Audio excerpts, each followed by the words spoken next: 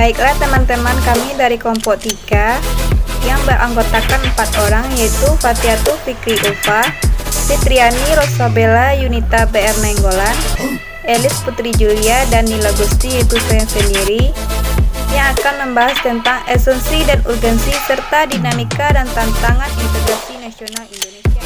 Kita langsung saja pada pembahasan pertama, yaitu konsep dan urgensi integrasi NKRI. Makna integrasi nasional secara etimologi adalah mempelajari asal-usul kata, sejarahnya, dan juga perubahan yang terjadi dari kata itu. Secara terminologi adalah penggunaan kata sebagai suatu istilah yang telah dihubungkan dengan konteks tertentu. Jadi, integrasi nasional adalah kesadaran identitas bersama di antara warga negara.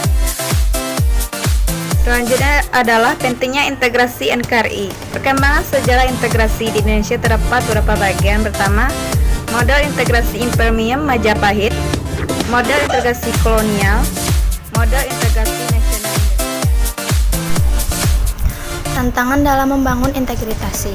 Tantangan yang dihadapi datang dari dimensi horizontal dan vertikal. Dalam dimensi horizontal, tantangan yang ada berkenaan dengan pembelahan horizontal yang berakar pada perbedaan suku, agama, ras, dan geografi. Sedangkan dimensi vertikal yaitu berupa celah perbedaan antara elit dan massa, di mana latar belakang pendidikan kekotaan menyebabkan kaum berbeda dengan massa yang cenderung berpandangan tradisional.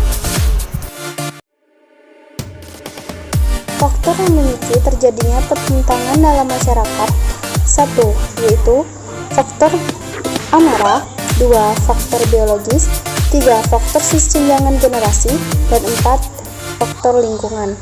Faktor yang memperkokoh persatuan dan kesatuan bangsa yaitu 1. Keutuhan dan kedaulatan wilayah negara dari Sabang sampai Merauke, 2. Pancasila dan Undang-Undang Dasar 1945 sebagai acuan dasar dalam hidup bernegara, bermasyarakat, dan berbangsa, 3.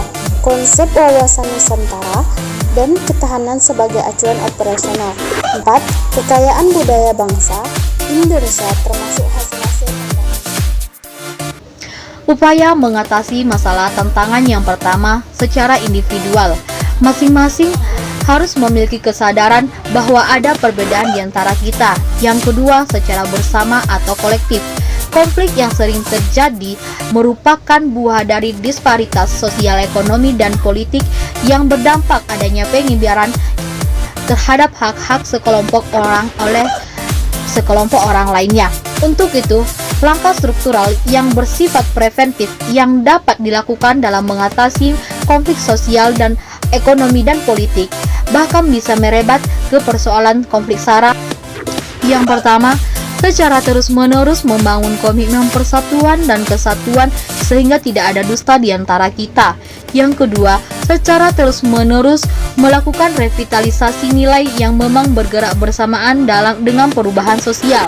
Yang ketiga, mengembangkan sikap dan perilaku segilik, segulung, segulu, sebayantaka, para sarpanya. Yang keempat, mengembangkan kesadaran menyamabraya sebagai simbol kehidupan bersama sebagai satu kesatuan keluarga. Yang kelima, membangun solidaritas sosial. Yang keenam, cinta tanah air. Yang ketujuh, membina persatuan dan kesatuan.